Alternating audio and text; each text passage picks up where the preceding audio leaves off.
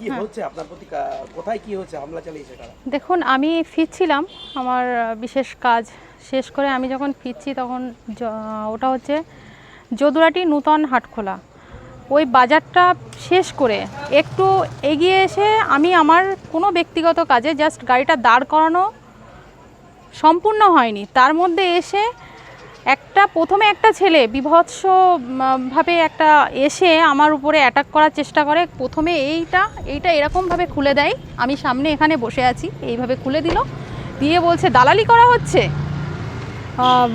BJP থেকে তৃণমূলে এসছি দালালি করার জন্য। কি করতে, আমি কী হয়েছে, আপনি এরকম কেন করছেন? বলছে কী করতে পারি আমি দেখবেন, কি করতে পারি আমি দেখবেন।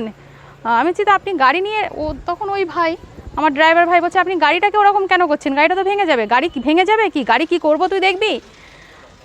আমার সিকিউরিটি এরা তখন বেরিয়ে আসতেই আমি ওকে ধরলো, মানে এখান থেকে আমাকে যখন কিছু করতে পারছে না ও যখন বলেছে তখন ওকে ধরলো, ওকে ধরে ওকে টেনে বার করেছে, ওকে মারতে শুরু করেছে। আমি তখন বেরিয়ে গেলাম, আমাকে এখন ঠালা দিল এরকম, মানে এখন ঠেলা মেরে দিল। আমার সিকিউরিটি গিয়ে আমাকে ধরলো, ধরার পরে আমাকে গাড়িতে তো কোনো রকমে বসিয়ে দিল, দিয়ে আরও লোকজন ওখানে অনেক জমা হয়ে গেছে। আমাকে পরিকল্পিতভাবে ওখানে আমার মনে হচ্ছে মারার চেষ্টা করা হয়েছে, এবং আমার ড্রাইভারকে, আমি প্রেজেন্ট থাকাকালীন আমার ড্রাইভারকে মানে টেনে মারধর করা হয়েছে।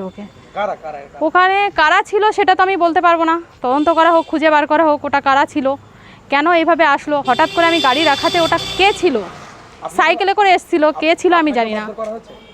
আমাকে তো ঠেলে দেওয়া হয়েছে, আমাকে ফেলে দেওয়া হয়েছে, মানে আমাকে মারা। আমার যদি সিকিউরিটি না থাকতো আরও কিছু হতে পারতো, আমার সিকিউরিটি ছিল বলে তবুও ওখানে আরও পাবলিক কিছু লোকজন জমা হয়ে গেছিলো, ধরে আমাকে তাড়াতাড়ি তুলে দেয়। এটা যদুরাটি বাজার শেষ করে কিছুটা এগিয়ে এসে এটা করা হয়েছে, এবং বীভৎস মানে বাজে ব্যবহার, মানে বাজে ভাষায় গালিগালাজ করে, সেগুলো মুখে বলার মতো নয়। এবং বিজেপি থেকে এসছি, তৃণমূলে দালালি করতে এসছি, তৃণমূল থেকে টাকা পয়সা নিয়েছি, এই রকম বিভিন্ন রকমভাবে অ্যাকিউজ করতে থাকে, আমাকে অপমানিত করতে থাকে। আর বাকি ওখানে তো পাবলিক লোক সব জমা হয়ে গেছিলো, বাকিটা তো সবাই শুনেছে, ওরা সবাই জানে আমার উপরে কিভাবে মানে তেড়ে এসেছিল। কোনো রকমভাবে ওকে থামানো যাচ্ছে না, যতক্ষণ না আমাকে না নিয়ে এসেছে ততক্ষণ ওই ছেলেটা ওখান থেকে নড়েনি কোনো রকমভাবে। ওখানে ছেলেটা প্রথমে এসেছিল একজন, ওর পিছনে কতজন ছিল আমি জানি না, কিন্তু পাবলিক ওখানে অনেক জমা হয়ে গেছিলো। তারা কোন দলের লোক? ওখানে প্রথমে আমি ওখানে তো অনেক প্রোগ্রাম করেছিলাম, তো ওরা বিজেপি সমর্থক আইএসএফ ওরা আছে, আমার মানে সম্পূর্ণ ধারণা এটা যে ওরা আইএসএফ করে। মানে আপনি তাদেরকে চেনেন? এমনি ব্যক্তি বিশেষ আমি চিনি না, দেখেছি লোকাল ফেজ ওরা, এটা আমি দেখেছি। ওরা কোন দলের লোক আপনার প্রতি হামলা চালিয়েছে?